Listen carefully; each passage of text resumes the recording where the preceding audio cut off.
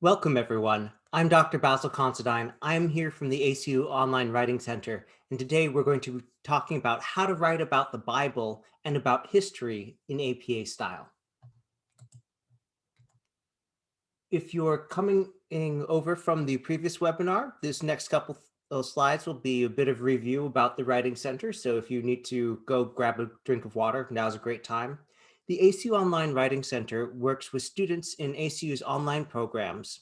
We offer our services free of charge. There is no consultation fee, no per appointment fee. You can sign up for an appointment, and so long as we have an available appointment and you're doing no more than 2 per week, you can do that as much as you want. The normal way that people work through us is by submitting drafts and questions for feedback. You sign into our appointment system, that's ACU Online, and that is the WC Online system, and you see an appointment that's free in the schedule. You sign up for that appointment. Before the time of that appointment, you upload a draft for us to look at. So you don't need to have a draft ready when you make the appointment, just by the time the appointment comes around. And I do have students emailing me from time to time saying, hey, picking up my kids, I'm going to be 20 minutes late on getting the draft. That's fine. But just try and get that in around the time of your appointment. So when we go looking for it, we'll be able to find it. So these are what we call asynchronous appointments, which is to say you send in your appointment and then we send feedback to you via email. And this normally takes place under 24 hours. If we're doing this over, say, Thanksgiving weekend, you might have a slightly longer reply if you signed up for a Thursday evening appointment, because Thanksgiving dinner. But normally the turnaround is 24 hours. We have lots of students who come every week, and that's part of their mechanism for making sure that they start writing early and that they give time for those ideas to ferment, and that's totally fine. We also have some people who send a really complete polished draft and they just want to see another set of eyes and see if we have any concerns or comments before they turn that in, and that's fine too. Whether you are just starting reading the assignment instructions or whether you are turning in a finished paper soon, or if you have a draft that you've gotten back and you would like some help interpreting the instructor's feedback, happy to help with that. We also have students who just send me emails saying, hey, did I cite this right? And that's fine too. There are a couple webinars coming up that might be of special interest to you today. Now, we do have our full schedule on the Writing Center webinar page. That's the link at the bottom of this slide. And the ones that you see here are just a small sampling of those we have for you this term. Every webinar that we offer is normally recorded and posted to the Writing Center webinar page. So if you miss a webinar, or if you have to leave early, or your internet connection drops, don't worry, you can always watch it. And for those that we've offered before, if you want to get ahead of the game, say you have an assignment that's due before we're offering a related webinar, well, if we've taught that webinar before, there should be a recording online for you to view. So for example, if you wanted to do formatting figures and tables in APA, well, if you peeked at our webpage, you'd find, oh, there's a recording. So if you had an assignment due this week, you could watch that recording. And so any time of day, those are available to you. All right. In particular, we're going to launch into this webinar assuming a little bit of prior knowledge about APA. Not a ton, but if you have questions afterwards, you might want to consider consulting either of these recordings for Intro to APA 7. If you were in the 6 o'clock webinar, you saw my colleague Julie teaching this very same thing. And then writing about religion and citing the Bible in APA style. Now, these are not required prerequisites. I'll just be covering some of the material in a faster fashion because we have these dedicated webinars. Please feel free to ask questions as we go along. I'm happy to field questions. I might not answer it immediately if I'm in the middle of a slide, but when I get to a good pausing point, I'll make sure to circle back to you. So feel free to ask whenever a question comes up. So we're going to start with a accelerated walk through how to cite the Bible in APA style. And then we're going to focus in on the requirements of a particular assignment where you have to write about history, historical events, and historical setting when you are using the Bible and writing in APA style. If you are a relatively new student to ACU, all of the classes in our online programs and barring one, I think, and use APA style. So if you're using APA style in your classes now, great, your whole program will be doing the same thing. So you'll be slowly building these skills over time. Don't worry if you don't know everything or don't recognize everything or it doesn't come quickly easily, you'll get lots of practice before too long has happened. And some of these things will come again and again in different forms. So first off, let's talk about one special thing involving the Judeo-Christian Bible in APA style. There is something that we call the God exception. See, normally in APA style, if you cite a work, you have to have a corresponding entry for that work in your reference section and vice versa. So if I cited an article by my colleague Julie, I would have to have a reference entry for that article by Julie. Similarly, if I put a reference entry for an article by Julie, I would need to have an article that I was citing in the body of my paper. This is different from how, for example, Chicago Manual of Style works, where Chicago Manual of Style, it's expected, oh, yes, that big history text, you probably read lots of things that you're not quoting exactly. And to acknowledge that you read them, you put them in your bibliography, even though you're not citing or quoting for them directly. Doesn't work that way in APA style. APA style says, let's give you only the most relevant stuff, which is to say the stuff that you're actually citing, quoting, and otherwise using. So the Bible is one of just a couple exceptions for that in APA style. The Quran is another example. And the determining factor here is that these are a very small number of religious texts that have internationally standardized translations, divisions into books, chapters, and verses. And it really is very different from, say, a printing of a Charles Dickens novel. Well, do we go with the original one that as it ran in a newspaper? Do we go with this first version that was published, the one that came out after he died that has all this extra stuff? You could have all these different versions here. By international agreement, the Judeo-Christian Bible text has been standardized. So, a special exception. And because of this, when you cite the Bible, you do not normally have a corresponding reference entry because you can, by virtue of citing the Bible, see, oh, yes, I know exactly what that refers to without having to go look up another source. This is why a citation of part of the Bible will look something like 2 Corinthians 1, 4-7, or John 3:16, or Genesis 5, 3-7. I received a question from someone about SBL style.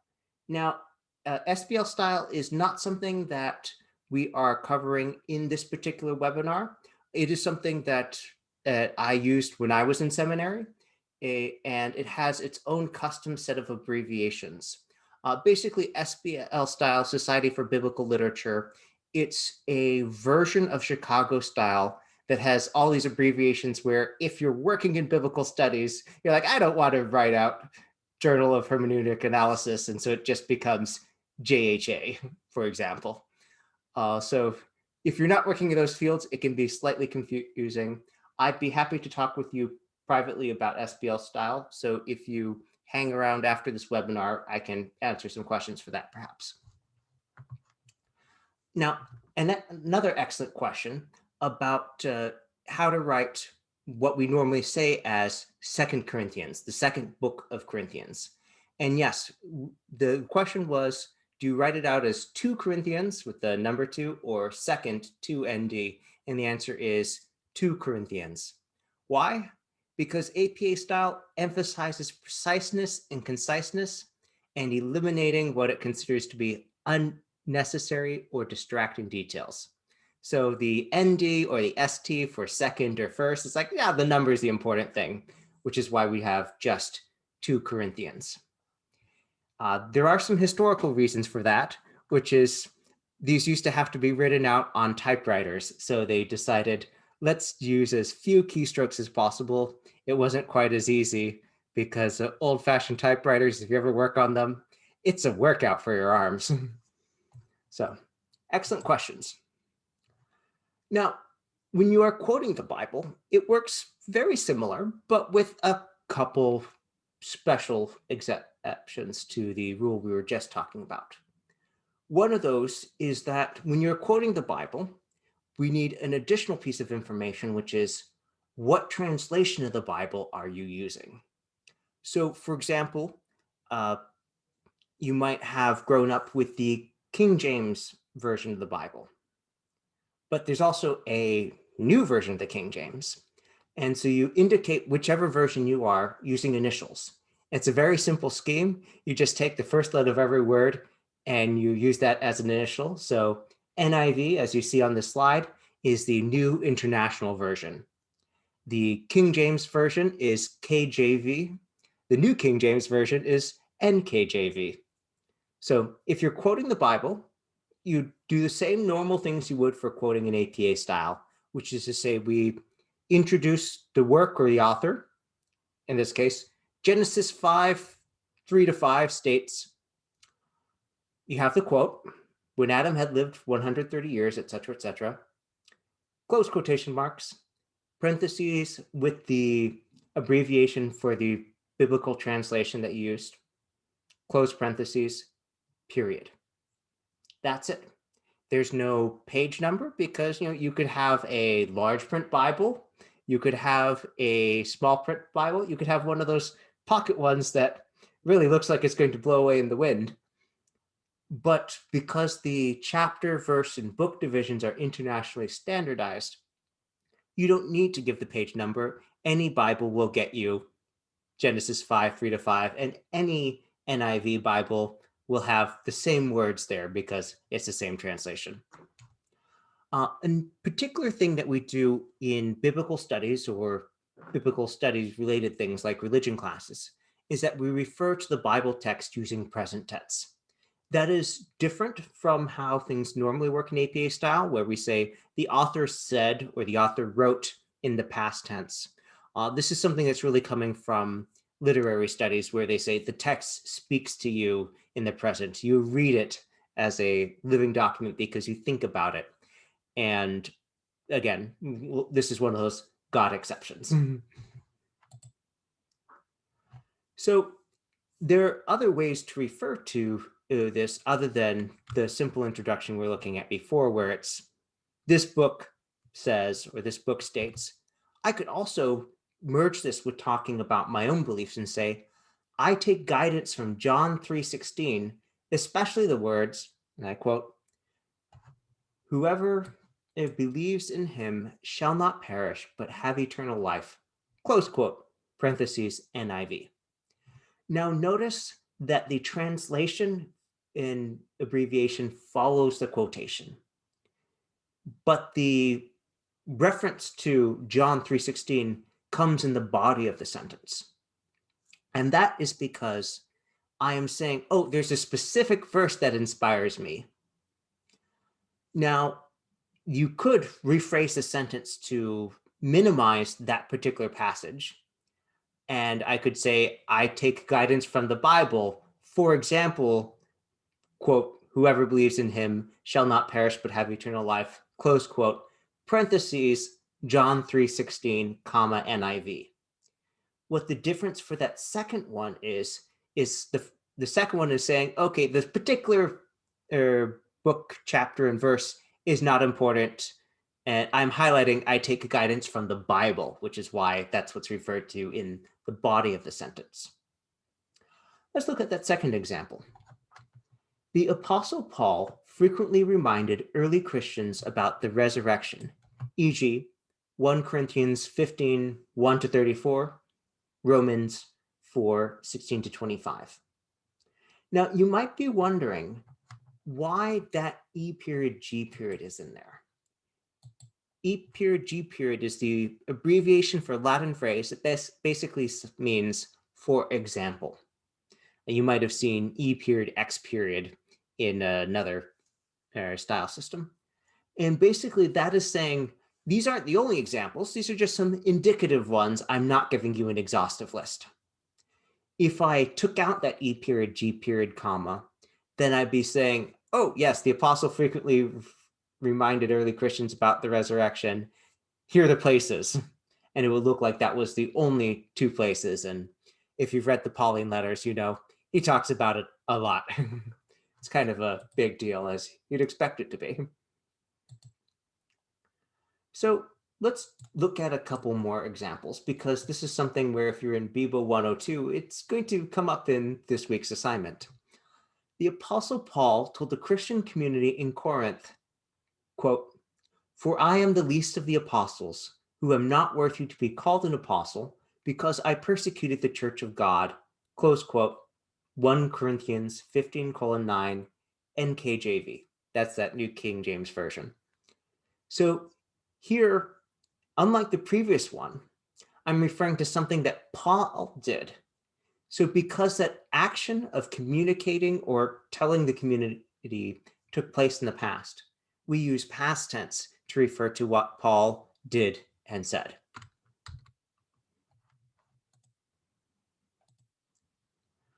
Now, another example of how you might use this. Oh, as a Christian, I understand that I should follow God's will, that I show charity to others, e.g. John 13-35. So again, I'm not saying that's the only part of the Bible that says I should practice charity. And it's not the only thing about Christian, it's an example of a supporting source, so that it's not just my making an assertion, but I'm grounding it in at least one source, at least one example. Or you could write, one of my personal precepts is to follow the golden rule, parentheses, Matthew 7:12. Now, you may be familiar that the phrase golden rule does not actually appear in the Bible. In this case, I'm using the quote notation to indicate, oh, by golden rule, here is what I mean. Or the meaning that I'm referring to is found here. You'd see a similar style of citation for any definition that you're giving, where here it's saying, oh, here's this term, and immediately after that, I give a parenthetical citation indicating and where to find what that thing is. Some other things. So again, those biblical translations, they're not normally mentioned unless you're quoting. And the abbreviations are very simple, just all caps, the first letter of each word. Even if the first word is the, you'd still have the Living Bible being TLB. And the exception when you might be mentioning a translation in the body of a sentence rather than inside a parenthetical citation is if you are referring to the translation as something that's key to your meaning, like, I prefer how this idea is expressed in the NKJV translation. And that's actually a very common sentiment for authors. The King James Version is written in Elizabethan English with wonderful rhymed poetry. There are lots of people who argue that Shakespeare wrote it. Whatever your thoughts, it's really poetic. Now, there's some concepts that you might not follow or might get a different idea because it is so poetic. But, you know, if you're talking about your own faith and it's the one that you read and use and take to heart, yeah, we're just trying to describe your thoughts accurately. So if that means referring to that translation, that will more accurately reflect what you believe and what you're saying. So what biblical translation should you use? And if you are in the graduate theology program, you're probably being referred primarily to the NRSV translation.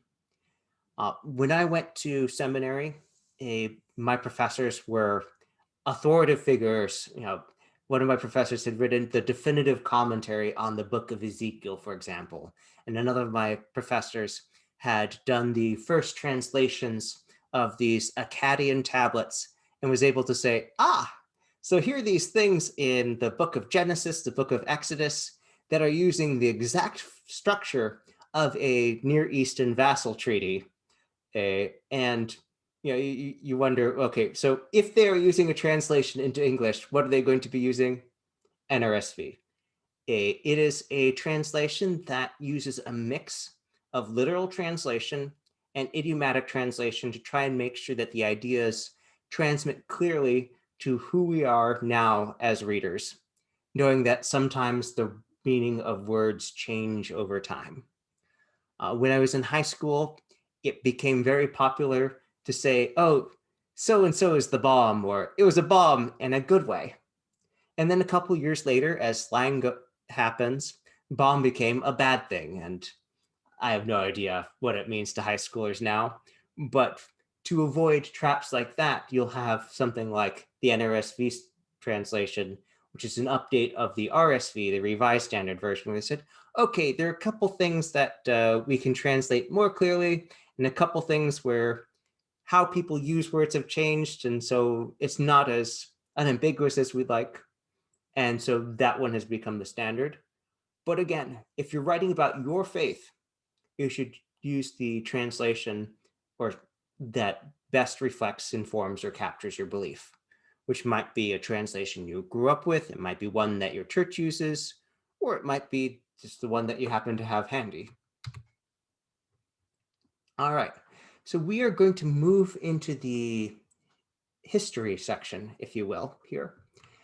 And at this point, we are going to look at a specific assignment that is found in the BIBO 102 class. There is one resource that you will see me using in a little bit. This is our APA course paper template. It is a huge time saver. I developed it to do a lot of the basic formatting and to make it easy to automate parts of the formatting. I've gone ahead and I've typed the link for that in the chat room. Because of your security settings, you might not be able to click directly on that link.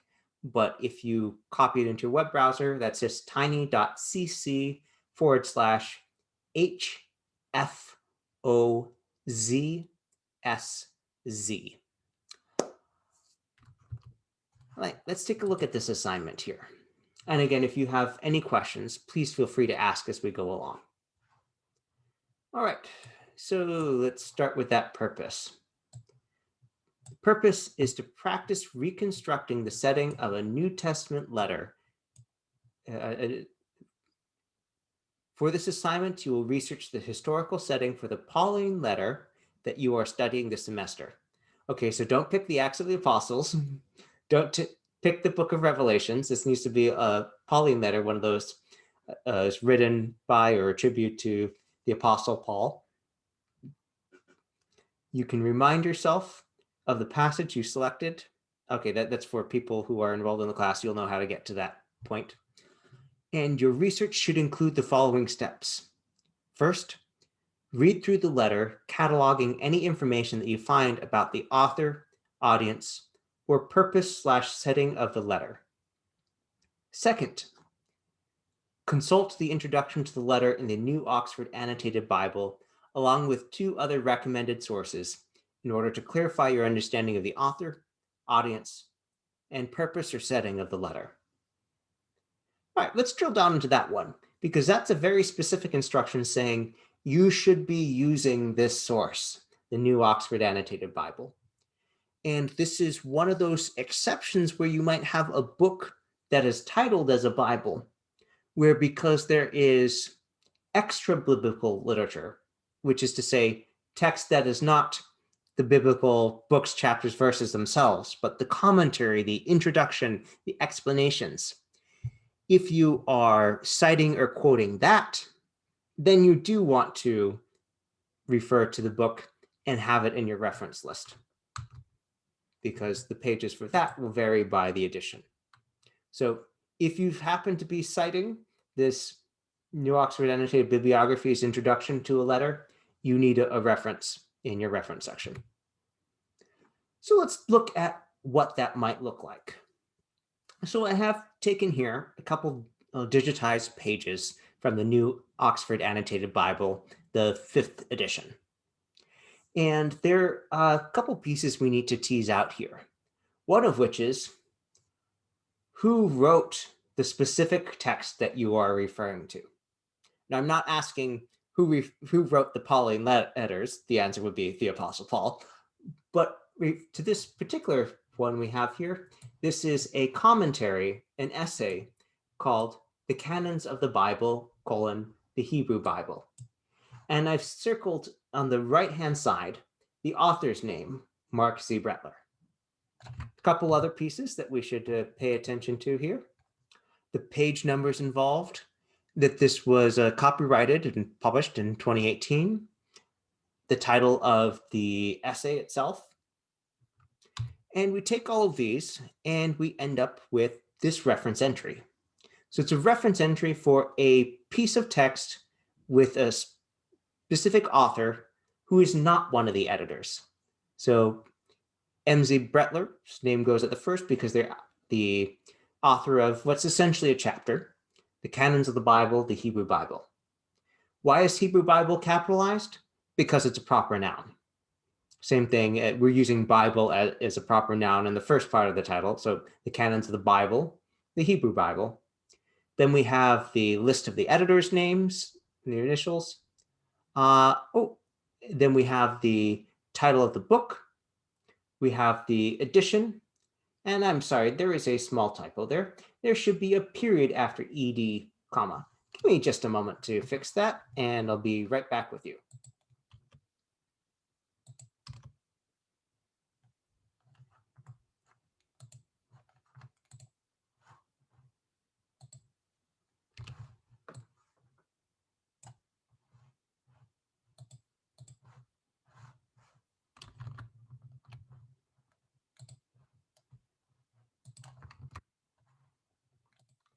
There, you should see my screen again.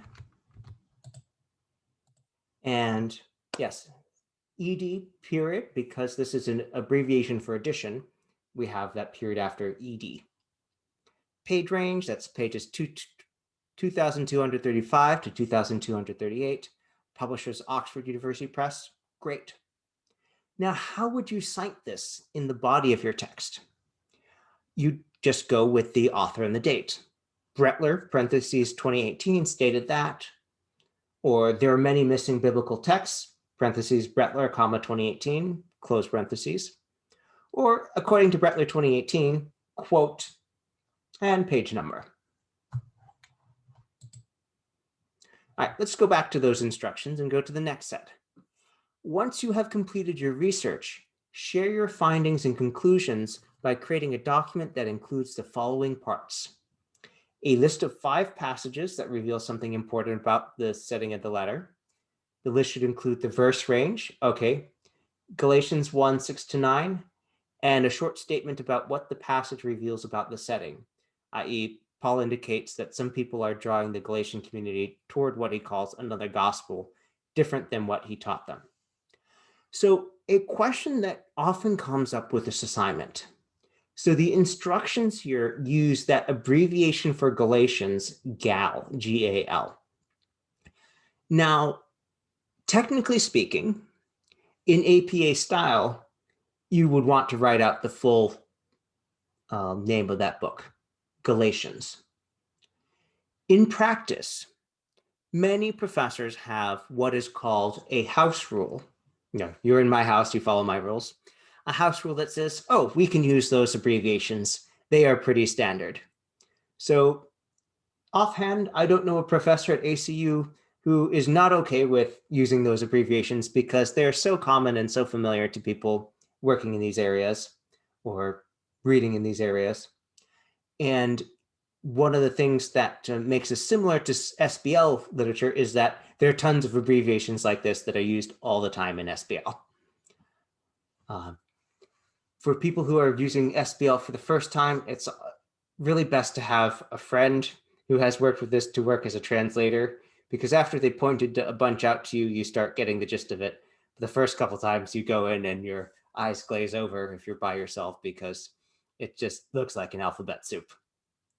All right, so the list should include the verse range and a short statement about what the passage reveals about the setting, i.e., Paul indicates that some people are drawing the Galatian community toward what he calls another gospel different from what he taught them. All right, good so far. And also a paragraph describing what we know about the author. Who is the author? Do we know where the author is at the time of writing? What is his relationship with the audience? Okay, before we go further, I think it might be helpful to take a look at the book of Galatians. Now, there are a number of tools that you can use to look at the Bible online, but probably where you'll end up going first is a website called Bible Gateway. Let's head over to that website. If you happen to type into your web browser and do a Google search for, say, Galatians 1:6-9, Bible Gateway almost always comes up as the first one because it has most of the major and a lot of minor translations as well. So with very little work, I can end up here and say, okay, that's what it looks like in NIV, but could I see it in New King James or New Revised Standard Version, for example? If you're wondering about these anglicized versions and the Catholic versions, well, anglicized, there's some spellings like color, C-O-L-O-U-R, that they use in Canada and in the United Kingdom and in British English that we don't use in American English. So all the people who would be bugged by the different spelling might use that. And then the Catholic editions, there's some books that are and aren't included in different denominations' Bibles. And so that's one of those distinctions there. Okay, so what if we took Galatians here and we just went to the start? And let's see what Paul has. Paul, an apostle, sent not from men nor by a man, but by Jesus Christ and God the Father, who raised him from the dead, and all the brothers and sisters with me, to the churches in Galatia.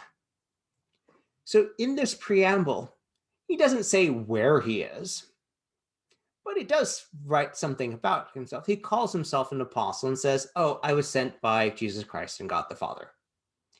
So if we were going to be looking at the assignment here, describing what we know about the author, one thing we could do is say, oh, from the introduction, we know X. Paul identifies as an apostle on a mission from God. All right, got that? Now, there may be other information from non-biblical sources, like say one of those introductions, from a historical analysis, perhaps referring to Josephus's histories or something like that, that provides information about someone who lived in that time period.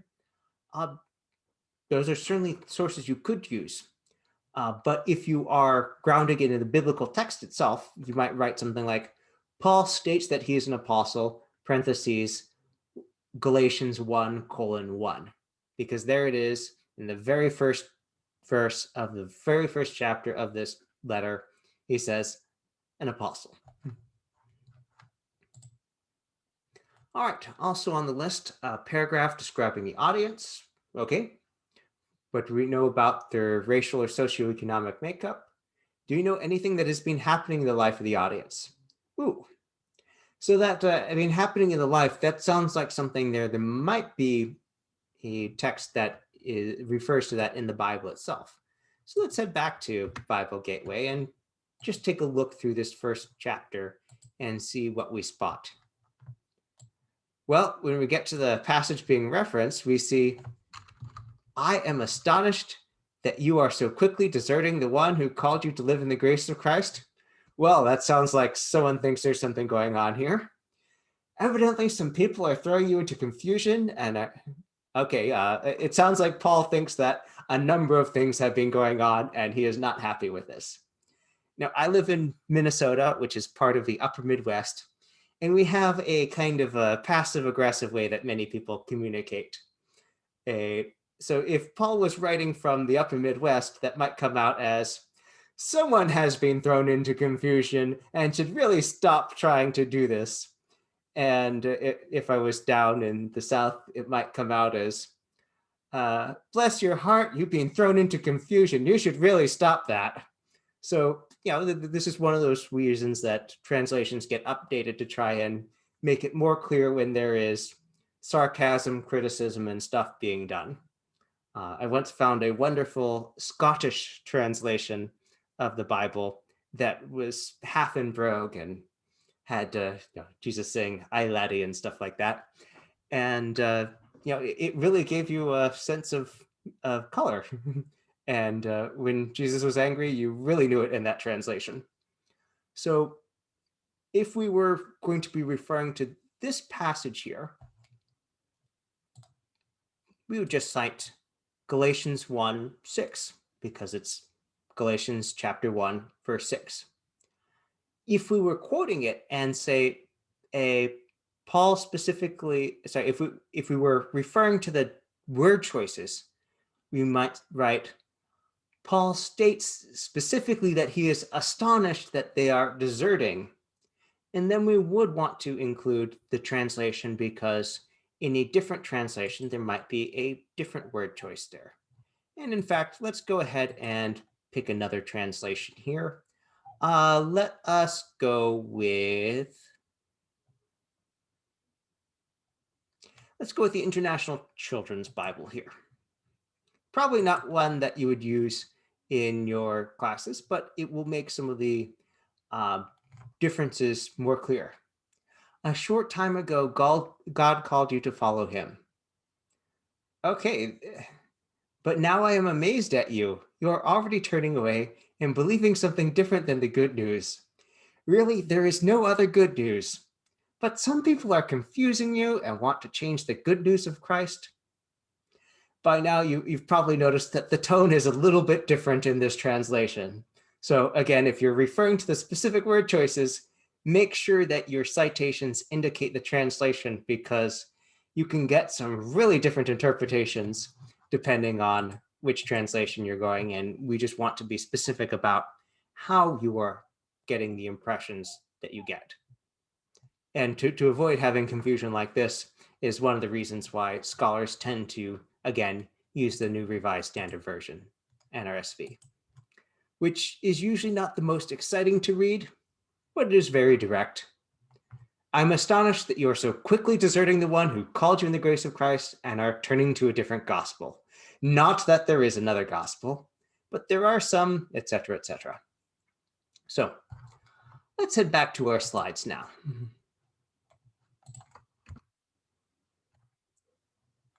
All right, so if I were to ask you, based on what we've seen just in that passage so far, what does the author hope to accomplish by writing the letter? Well, we have a couple choices here.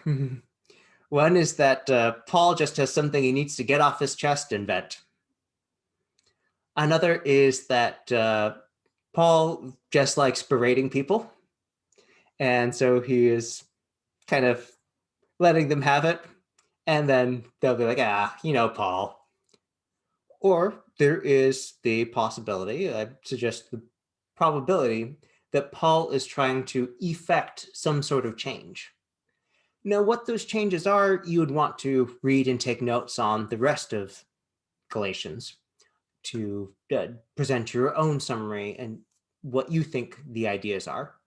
But there, as you saw when we were looking at this earlier, there's ample evidence that Paul has some specific things in mind that he is not happy about and would like to be changed.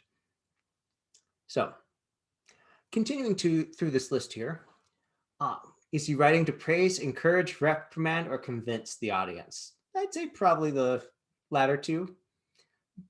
Is there a specific problem that the author writes to address? Oh, yes. All right, so left on this list of requirements, we have a reference page that lists all the sources you used according to APA guidelines. All right. The reminder, you should cite any sources when you use them in your paper, and make sure that you have properly formatted in-text citations. Okay, we talked about that earlier. And then something you always want to make sure you check before you start writing is the rubric. This is the description of how the assignment is going to be graded, and it lets you see what the professor is specifically paying attention to or looking for, and also gives you some idea about things that you might not otherwise get, like the target length for this paper. So we see at the bottom of this, logistics paper is 600 words. So that's roughly 2 1/3 pages. So if you have 2.5, that's not too far off. If you had 1 page, that would definitely be too little, and 4 pages would be excessive. A double-spaced page in 12-point font works out to around 250 words a page, and you can always use the word count function in Microsoft Word to see just how many you have. Okay, so let's take a look at this. So list of 5 passages. All right. Synthesize information about the letter and the secondary sources. Okay, so make sure that you're referring to those and that you aren't just summarizing, but you're saying, okay, well, with this in mind, this means that. Synthesis is the creation of new meaning by applying information or combining it. And it does say claims should be supported by evidence from the letter. So make sure that when you're saying Paul says this, that you have a citation showing the passage you're referring to. All right, audience paragraph synthesizes information again and the secondary sources, support with evidence. All right. And the next one, purpose, same criteria, just different focus. And then on the logistics, we have the overall length, again, 600 words. You must cite at least 2 approved secondary sources and include in-text citations in a reference page. Okay, it should be an APA style. Now, do take a note that 20% of this grade comes from that logistics item.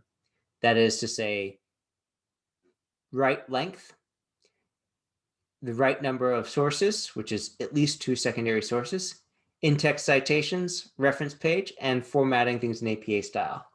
So that's the difference between 100% and a B-. So I would say you want to be especially sure that you are writing exactly what is wanted. And that is a great seg into the next thing that we are going to be talking about. If you are watching this on video with a slide deck in hand, you haven't missed something, that is the last slide. We are going to move into Microsoft Word in just a moment, and I'm going to show you the APA course paper template that I mentioned earlier. And we're going to talk about the process of building an outline.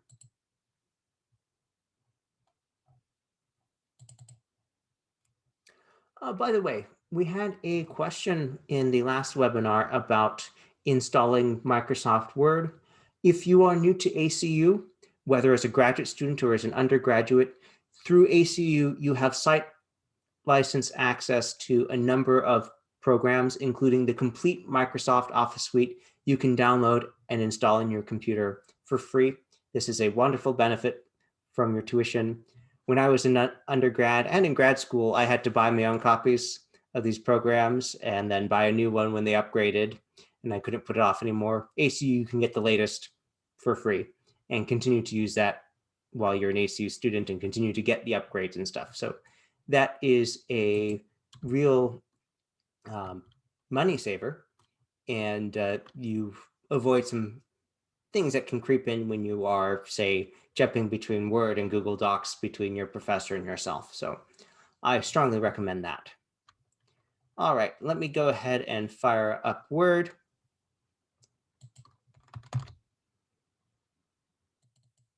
And I'm going to go ahead and change my screen sharing so that you can see Microsoft Word open instead. Now, do let me know if you are unable for any reason to read the text here. I realize that some people are using smaller screens. So if you can't read the text that's on the screen comfortably, please let me know and I can change the Zoom accordingly.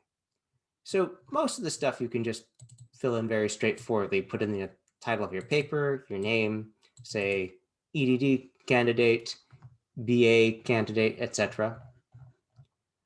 Abstract, for this assignment, we won't have one, so we'll just delete that section entirely. And so we have a cover page, the paper, or the body of the paper, And then at the end, there will be a references list. These are just placeholders here that show you the basic formatting. I'm going to delete those. And I'm going to delete the placeholder text here that also shows the formatting. And I'm going to go ahead and grab some instructions from the course website. So let me go ahead and I'm going to just look this up.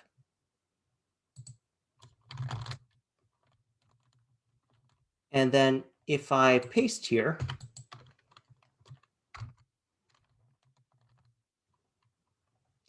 you'll see that it changes the font to whatever it was there. So I can click on this button here and say select match destination formatting.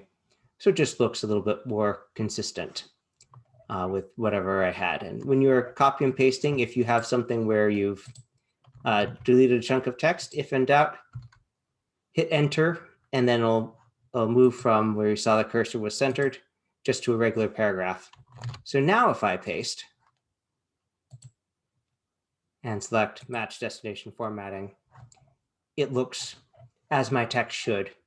All right, so I'm going to start building a working outline for what I should be writing in this paper based on the assignment instructions. So I'm going to start by deleting things like this that I don't need now that I've read it. So the requirements include a list of 5 passages. Okay, well that tells me that I need to have passage 1, passage 2, passage 3, passage 4. So as I go ahead and do my reading, I know, okay, I should be looking for things that reveal important details and writing them down. Okay, fair enough. So if I were to, say, be browsing through the Bible Gateway site, and I am rolling down and we hear, oh, nor did I go up to Jerusalem to those who were already, I went away at once into Arabia and afterwards to Damascus. If you were trying to answer that question of what has he done before, what is this afterwards, here are some specific events. And so I could put in my template here. So this is chapter 1, verse 17. All right.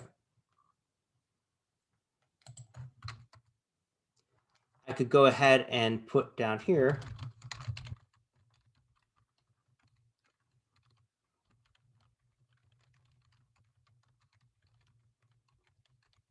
and say, okay, well, he's already done this.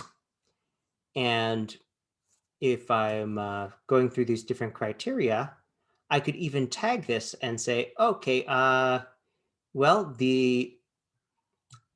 where is he?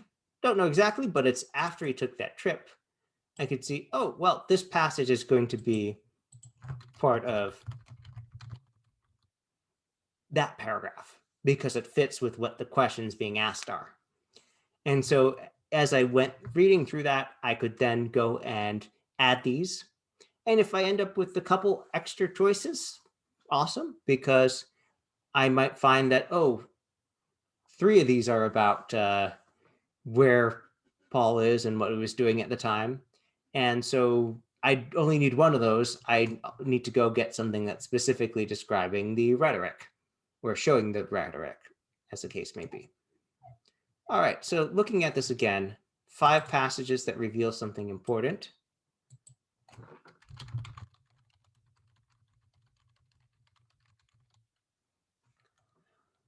All right, let's see. If we're going to go with, say, racial or socioeconomic makeup. Well, I can tell you that the Pauline letters often refer to things that people are doing that he doesn't like that involve money. So yeah, I'm sure there are plenty there. If you know the passage, there is no slave or free, there is no Jew or Greek. Well, that's talking about at least part of that makeup. So you go through and you fill these in as you go along. And you can take these instructions and use them to model what you're going to be writing as you fill this out, because your professor has given you very specific questions here. Who is the author? Okay, the Apostle Paul.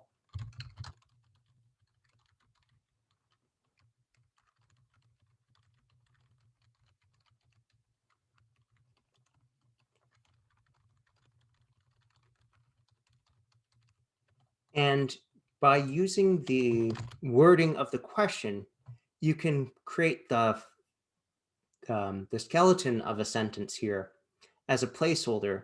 And then as you do the reading, add in those answers as you go.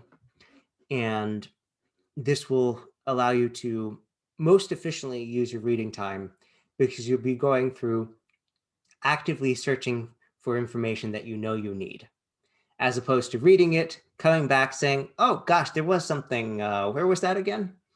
Which could take some extra time and probably lead to a lot of searching for very specific things that you hoped you remember correctly were there, but that might send you off in a wild goose chase. All right, so looking at the requirement for 600 words or less, well, we have 5 passages. We have 3 paragraphs. Okay, well, that if your average paragraph is going to be around 5 to 7 sentences in length, and it's going to come in at somewhere close to half a page. Just looking at what we have laid out here, if this is going to become a short introductory paragraph and have a short conclusion at the end, that's basically the paper.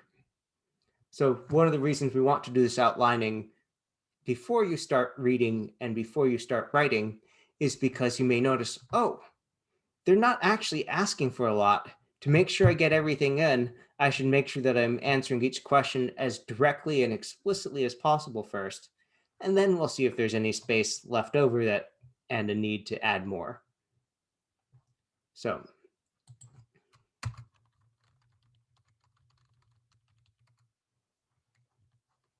and you can delete the original prompts as you're going.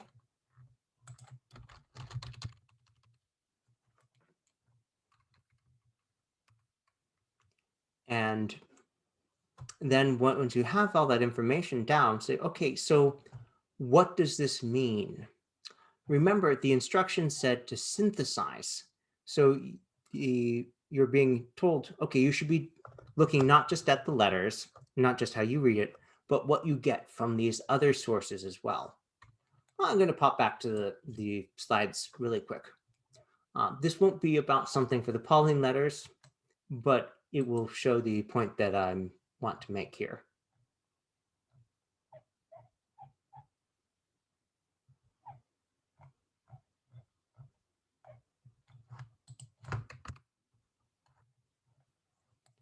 All right, you should now see the slides again. So back when we were looking at this commentary here. So this is a commentary on the process of canonization, not about proclaiming someone a saint, but how you determine that something is a standard, that is something agreed upon, that this is something important and core to the meaning. And there's some interesting history involving the canonization of the different parts of the Hebrew Bible that is chronicled in the Bible itself. If you read in the book of Deuteronomy, there's an account of their finding a scroll in the temple, and they read the scroll and say, essentially, oh gosh, we haven't been doing everything we should. We need to do the things that the Word of God is telling us to do that we forgot about. And there is a process in the early Christian communities about when they worked out what exactly is included in what we call the New Testament. And because of this, you might find notes reading essays here in the New Oxford Annotated Bible, or in one of the other sources that say, oh, here's something important about this language here.